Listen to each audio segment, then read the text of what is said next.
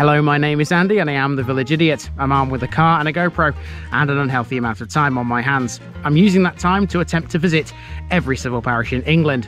You're watching the Rushcliffe series. This is the southernmost district in Nottinghamshire and it contains 59 civil parishes of England. And there's some corkers down here. Let's dive in and check one out. Welcome back to Rushcliffe, everybody, for another episode in this beautiful part of Nottinghamshire. You can see behind me Rushcliffe Power Station. We've covered that in a previous episode, of course, but standing here on this little, not sure what it is, concrete driveway, you can see this if you look the other way. You can see there an entrance gate and a lodge, and that is for a hall, and the hall in question is Kingston Hall. Now, we can't go down there because, for obvious reasons, it's private. However, we will need to be talking about that place because it sort of forms the basis of this entire episode. Welcome to Kingston on Soar.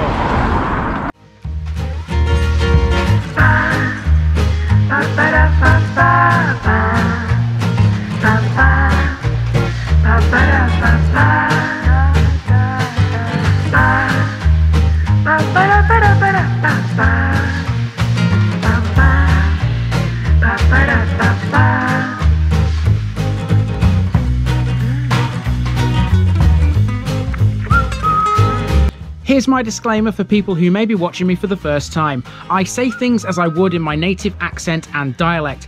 As a result, I may not pronounce things in the same way as the locals do. Remember, I'm a visitor. It's impossible to know everything.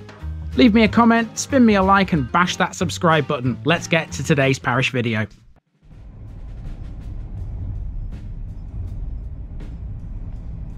Kingston on Soar, royal stone on the flow of water.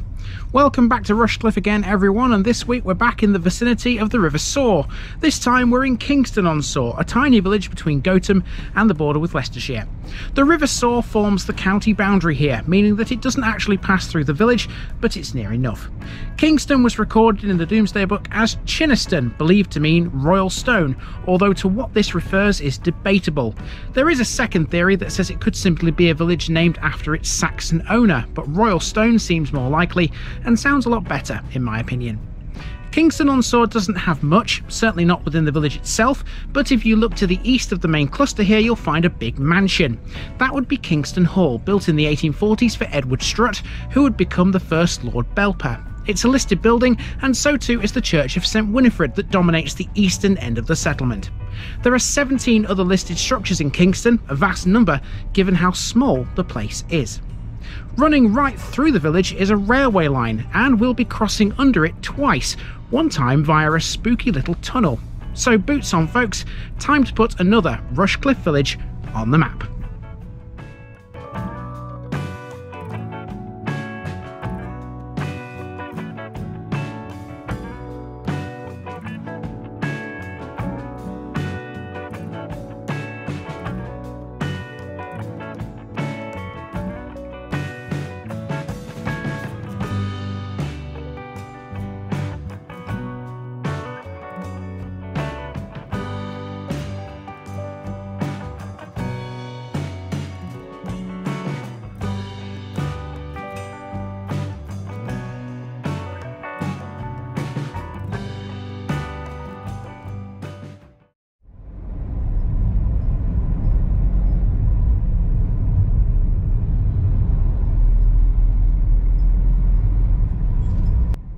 We begin with a little drive into Kingston village through one of the lesser known areas of settlement here. Kingston on Soar is split into four main areas: Kingston village, which is where we'll be walking shortly, New Kingston, Kingston Hall and Kingston Fields. This is the latter of those, and as you can see it's not exactly the heart of suburbia. Rather, this is a collection of houses that line one side of Westleek Lane, as well as a small side street that's actually called Kingston Fields. There are a couple of farms and businesses out here too, such as Hardstaff Barriers to the immediate east. While we're in these far-flung areas of the parish, I should also mention the former Midland Dairy Institute. Now a commercial research farm, it's part of the Sutton Bonington campus of the University of Nottingham. Today it's known as the University Farm and includes a high-technology dairy centre. It was famous for making Stilton cheese historically, along with other types. It lies to the south of the main village on the border with Sutton Bonington. Let's move on to Kingston Hall. As you enter the village from Kingston Fields, you pass the entrance to the Hall, a country house built by the architect Edward Blore between 1842 and 1846. Blore had previously worked on Buckingham Palace. It was built for Edward Strutt, who would later become the first Lord Belper. The name Strutt is heavily linked to the town of Belper in Derbyshire. It remained in the Strutt family for 130 years until Ronald Strutt, the fourth Lord Belper, sold it in 1976. 4 years later, the hall was converted into 12 individual dwellings and the surrounding buildings were sold for separate occupation. The grounds of Kingston Hall contain 3 Grade II listed structures, a garden pavilion, a stable block and a lodge with an attached gateway. The hall was, in 1916, the birthplace of Lavinia Mary Strutt, better known as Lavinia Fitzalan Howard, the Duchess of Norfolk. The Duchess was an owner of racehorses and was also Princess Anne's predecessor as president of the Riding for the Disabled Association. The princess acquired the title in 1986.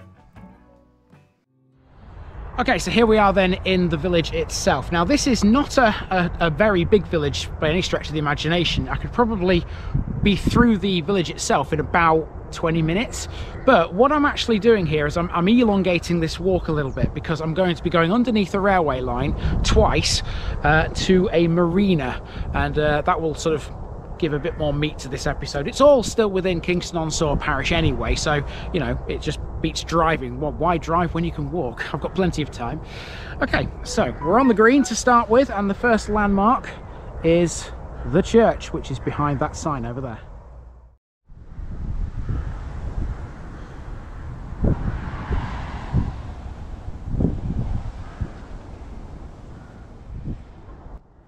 Our walk begins at the only Grade I listed structure in Kingston, St Winifred's Church.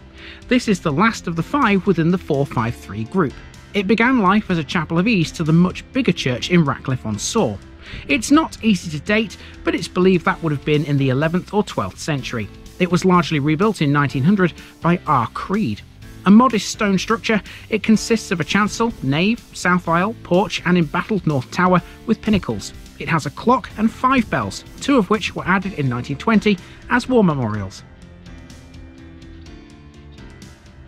Next to the church is a green, featuring this structure. Similar to, but not quite the same as the one in Gotham, this was the shelter that covered the village pump. It's now a little seating area, and it's one of the 17 other listed buildings in Kingston-on-Soar. Speaking of shelters, there's a bus shelter nearby. The Soar Valley bus serves the village, as does the 865, which connects it to the NET's Clifton South Park and Ride. The shelter has the parish notice board too, and it's a good little book exchange. Mark it off, people.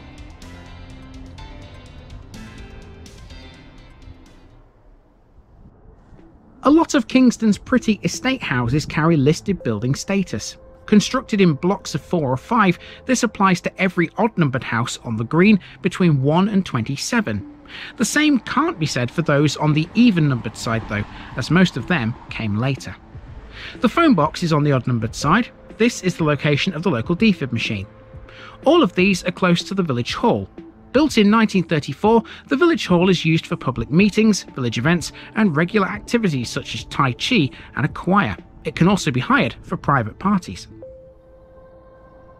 Once you get beyond the hall, the further from the green you go, the more modern the buildings start to become. Seeing as it's all residential now, let's talk about John Berridge.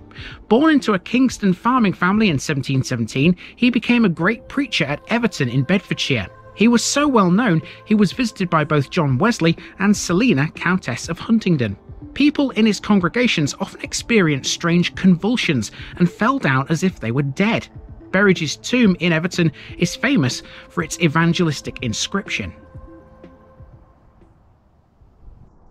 It's not long before we're passing a gated community, which takes its name from St Winifred's Church. Kingston has never had a railway station, but trains pass through here regularly. This bridge is carrying the Midland Main Line, last seen at East Midlands Parkway railway station. Although generally a peaceful village, the sound of trains is one noise you have to get used to in this place. It's a busy old line after all.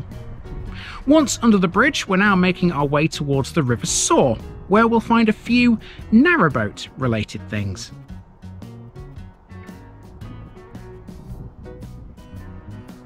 Although not quite in Kegworth, this is Kegworth Marine, a boatyard on the river which forms the Nottinghamshire-Leicestershire border.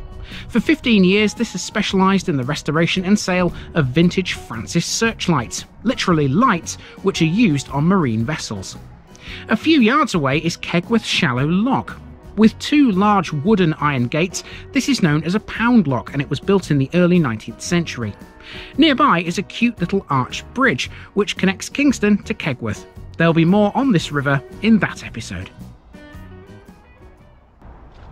Okay, all the landmarks are in the bag and all I've got to do now is make my way back to the start. Now to do that, there's a footpath which runs underneath the railway line. It goes under a nice little bridge which I can see from here, but you won't be able to yet. I will capture it though just before we go through it so you can see it. Looks quite nice actually. Through that to the other side, cross another field and back to the green. Oh, as it turns out, this path doesn't go under that bridge. I'm not quite sure what that bridge goes over. Maybe a little stream or a river or something. It's over there. I don't know whether you can see it now, but it's just there. It's an arch bridge. But we go over the railway line here. It looks like we go over it, not under it. Looks like you have to cross it. That's a little crossing, potentially. You can see the line of the footpath, and the railway line is the embankment you can see. So, yeah. I was expecting to go under that bridge, but never mind. As it turned out, it wasn't a crossing either. Instead, it was a spooky little tunnel with not a lot of headroom. This was pretty cool. I opted to leave the camera running as I walked here to show you what it's like from end to end.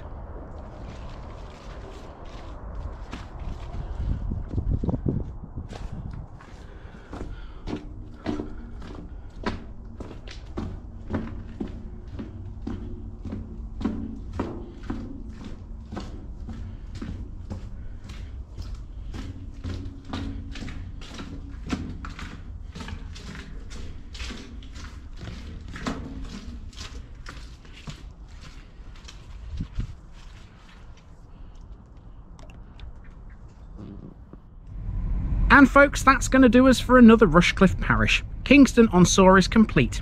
Next week we'll be heading east to a village with a history of basket making. It's also a great place to go if you like planes, despite the fact it's a long way from the nearest airport. If that sounds confusing, join me there to see why. Bye for now.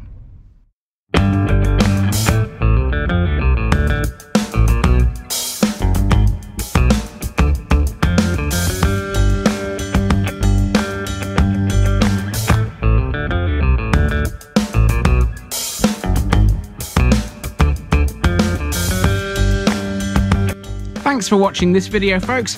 Don't forget to like this episode if you haven't already. It really makes a difference with YouTube. If you're new here, subscribe to the channel for more videos like this, and give us a share too if you've got friends who'd like it.